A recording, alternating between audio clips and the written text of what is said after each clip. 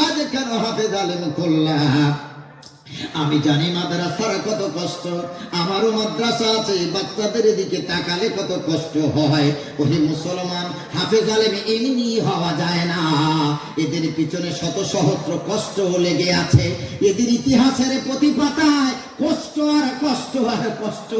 এই শীতকালে আপনার বাচ্চাটা পালনে ঘুমায়, খাটে ঘুমায়, ভালো নামি দামি ব্ল্যাঙ্কেটে গায়ে দিয়ে ঘুমায়। মাদ্রাসার দিকে তাকান, মাদ্রাসার গরিব বাচ্চা যারা পৃথিবীর শ্রেষ্ঠ শিক্ষা অর্জন করছে, ওই বাচ্চাদের একটা খাট নাই, একটা পালং নাই, একটা তক্তপোষ নাই। এই ফ্লোরের উপরে ঠান্ডায় বাচ্চাগুলো একটা মাদুর পেতে ঘুমায়। কষ্ট কি হয় না দিলেতে? অনেক বাচ্চা মাদ্রাসায় এমন কচি কচি বাচ্চা আমি দেখেছি, তারা বিছানায় পেশাব করে দেয়। আমি তো তেমন সময় পাই না, তবে যতক্ষণ থাকি ততক্ষণ মাঝে মাঝে মাদ্রাসাতে গিয়ে খবর নিই। রাত্রেবেলা দেখি কোন বাচ্চা বিছানা করেছে, কে করে নাই, কে মশারি খাটিয়েছে, কে খাটায় নাই। ওরে মুসলমান, আমি দেখেছি অনেক বাচ্চা 6 বছর, 7 বছর, 8 বছর, 10 বছর বাচ্চা অনেকে বিছানায় পেশাব করে দেয়, বিছানায় ইউরিন পাস হয়ে যায়। এবং এক্সট্রা কোনো মাদুর নাই, এক্সট্রা কোনো কাঁথা নাই, একটা কম্বল নাই, পেশাব করে কাঁথা মাদুর বালিশ সব ভিজে গেছে। কত বাচ্চা মাদ্রাসায় শীতকালে ওই ভিজা লুঙ্গি পরে গো, ভিজা মাদুর, ওই ভিজা কম্বল ভিজে গেছে। কে তার বিছানাটা আলাদা করে দেবে? কারণ এক্সট্রা কিছুই নাই, বাড়তি কিছুই নাই। ওই ভিজা লুঙ্গি পরে থরথর করে শীতের রাতে কাঁপে, সারা রাত বাচ্চাটা কাঁপতে থাকে কষ্ট ঠান্ডায়, আর মা মা মা মা বলে আত্মনাদ করতে থাকে। আমাদের বাচ্চারা যদি বাড়িতে পেশাব করে দেয়, ওর মার সাথে সাথে ওর কাপড় পাল্টে দেয়। যেখানে পেশাব করে জায়গাতে আলাদা কাঁথা দেয়, জায়গা চেঞ্জ করে দেয়। বাচ্চার যাতে মশা না কামড়ায় মশারির ব্যবস্থা করে দেয়, অল আউটের ব্যবস্থা করে গো। মশা মারা ধূপ জ্বালায়। কত বাচ্চারা মশারি খাটায় না, রাত্রেবেলা হাজারো হাজারো মশা কামড়ায়, কেউ তাদের একটা মশারিও খাটিয়ে দেয় না। কত বাচ্চা বিছানা করে না, কিনারায় ঘুমিয়ে পড়ে, কেউ তার একটু খবরও নেয় না। কত এতিম বাচ্চা আছে, বাবা নাই, মা নাই, দেখার মতো কেউ নাই। মাদ্রাসাতে কত কষ্ট করে লেখাপড়া করে। আমি দেখেছি প্রায় গ্রামের মানুষ তাদের চাষের চাল, চাষের শশা, চাষের ফসল, সবজিগুলো মাদ্রাসায় দেয়। বড় আফসোস লাগে, বড় কষ্ট হয়। যেই চালটা সব থেকে দামি, ওই চালটা বাজারে বিক্রি করে দেয়। আর যেই চালটা কম দাম, যার মান তেমন নাই, ওই চালটা দেয় মাদ্রাসায়।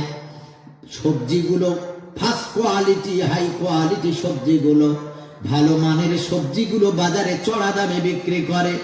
আর যেই সবজিগুলো তেমন বিক্রি হয় না, বুড়ো হয়ে গেছে, পেকে গেছে, গরুতেও খায় না, কেউ খায় না, ওই সবজিগুলো মাদ্রাসায় গিয়ে দিয়ে আসে। ওরে মুসলমানের বাবাজি, আল্লাহর কসম, তোমার এই দান আল্লাহর কাছে কোনো মূল্যায়ন হবে না। ফার্স্ট কোয়ালিটিটা কোরআনওয়ালাদের দিতে পারলেন না, বেশি না হলেও তো কম দিতে পারতেন। বাজারে যেটা ভালো দাম নাই, ওইটা দিলেন মাদ্রাসায়। ছেলেকে বিয়ে দিয়েছেন, মেয়েকে বিয়ে দিয়েছে, মাদ্রাসার ছেলেগুলোকে দাওয়াত দিলেন না। বেনামাজিকে দাওয়াত দিয়ে খাইয়েছেন, শুধু খোরকে দাওয়াত দিয়ে খাইয়েছেন। বিয়েতে সবাই খেয়ে দিয়ে চলে গেছে, এবার যেই ভাতগুলো বেঁচেছে এগুলো কি সব ফেলে দেবে? পাশে মাদ্রাসা আছে, এগুলো এক্সেস হয়েছে, বেঁচেছে, চল মাদ্রাসার বাচ্চারা খাবে। ওরে বাবাজি, কোরআনওয়ালা কুত্তার বাচ্চা না, বড় কষ্ট নিয়ে বলছি রে, এরা কোরআন শিক্ষা করে। মানুষ যেটা খেতে পারে না, ওই উচ্ছিষ্ট জিনিসটা তো কুকুরকে দেয়। ওই উচ্ছিষ্ট জিনিসগুলো তো কুকুরকে খেতে দেয়। মাদ্রাসার বাচ্চারা কি এত অপমানিত, এদের সম্মান কি এত কম, যাদের পায়ের তলে আল্লাহর নূরের ফেরেশতা ডানাতে ছায়, যাদের ব্যাপারে আল্লাহর নবী বলেছেন শোনো, আলেমদের কথা শোনো, আলেমদের সাথে মুসাফাতাহুম, তাদের সাথে মুসাফা করো, করমর্দন করো, তাদের সাথে হ্যান্ডশেক করো, আলেমদেরকে কলিজা দিয়ে ভালোবাসো। আখেরি পয়গম্বর যাদের ভালোবাসতে বলেছে, ভালোবাসার নমুনা সব থেকে কম দামের জিনিসটা তাদেরকে মানুষ দিয়ে আসে। এমনটা করে জান্নাত তো পাবেন না, জাহান্নাম ছাড়া জায়গা নাই। ওহে মুসলমান, যে এলাকায় মাদ্রাসা আছে ওই এলাকায় আল্লাহ শান্তি দেয়। কারণ তোমার যদি আজ রোগ হয়, বিমার হয়, তোমার যদি আজকে কোনো ডিজিজ হয়, তোমার নিজের সন্তান ফজরের নামাজ পড়ে না, সকাল 8টা 9টা ছাড়া ওঠে না, তোমার বাপ, তুমি তার বাপ হও, মা হও, তোমার জন্য দামি ডাক্তার দেখাতে প্রস্তুত, কিন্তু নামাজ পড়ে আল্লাহর কাছে ডাকতে প্রস্তুত না। মাদ্রাসাতে গিয়ে খবর নাও, শীতকাল হোক, গরমকাল হোক, বর্ষাকাল হোক, ওরা ফজরের রাতে উঠে যায়, উঠে ফজরের নামাজ পড়ে, কোরআন তেলাওয়াত করে, নামাজ পড়ে সূরা ইয়াসিন তেলাওয়াত করে, সূরা ইয়াসিন পড়ে হুজুরেরা তাদেরকে নিয়ে দোয়া চায়। এলাকাবাসী তথা সারা দুনিয়াবাসীর জন্য দোয়া চায়, খাস করে এলাকাবাসীর জন্য দোয়া চায়, আল্লাহ এলাকাতে যারা অসুস্থ আছে সুস্থতা দান করো, আয় আল্লাহ যারা কৃষি কাজ করে তাদের ক্ষেতের ফসল ভালো দাও। আপনার অন্য সন্তানগুলো আপনার জন্য দোয়া করেছে, আপনার রোগের শেফার জন্য দোয়া করেছে, বড় কপাল খারাপ, নিজ সন্তান ফজরের নামাজ পড়ে তাহাজ্জুদ পড়ে দোয়া করতে পারল না। এজন্য বলি, ছেলে যদি থাকে, নাতি নাতনি যদি থাকে, মাদ্রাসাতে দাও, দিনের শিক্ষা দাও। কারণ আল্লাহ রাসূল বলেছেন, আশারাম মিন আহলি বাইতিহি, কোরআনের একজন হাফেজ আলেম কিয়ামতের দিন তার পরিবারের 10 জনকে আল্লাহর জান্নাতে যাওয়ার সুপারিশ করবে। ওয়াজাবাত লাহুন নার, এমন 10 জন যাদের উপরে জাহান্নাম অবধারিত, যাদের উপরে জাহান্নাম বাধ্যতামূলক, যাদের উপরে জাহান্নাম ওয়াজিব হয়ে গেছে।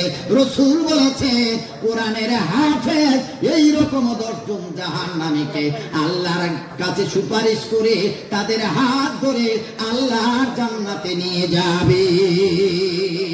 অনেকের সন্তান মাদ্রাসায় নাই, আমি মুসাফির অবস্থায় আছি গো, একজনের কাছে বলবো একটা এতিমের দায়িত্ব নেবেন, একজন হাফেজের দায়িত্ব নেবেন 10 মাস। কারণ 2 মাস রমজানের ঈদ, রমজান বাকরা ঈদ ছুটি নিয়ে 2 মাস, 10টা মাস মাদ্রাসায় ক্লাস। একজন কি 10 মাসের জন্য দায়িত্ব নেবেন, একজন কোরআনের হাফেজ বানাবার 1 বছরের অভিভাবক হবেন, 1 বছরের জন্য বাবা হবেন, 1 বছরের জন্য দাদা হবেন, 1 বছরের জন্য ভাই হবে। প্রতি মাসে একটা করে 1000 টাকা দিয়ে একজনকে কোরআনের হাফেজ বানাবেন। কিয়ামতের দিন, মুসিবতের দিন, ওই হাফেজের ওসিলায় আল্লাহ নাজাতের ব্যবস্থা করে দেবে। কে আছো গো ভাই? প্রথম নম্বরে ডানা হাতটা তুলে বলবেন, হুজুর নারায়ে তাকবীর। একটু আল্লাহর তাকবীর দেন, নারায়ে তাকবীর। ভাই জানেন না কি নাম? আসাদ আলী ভাইজান। পিছনে আর একজন ভাই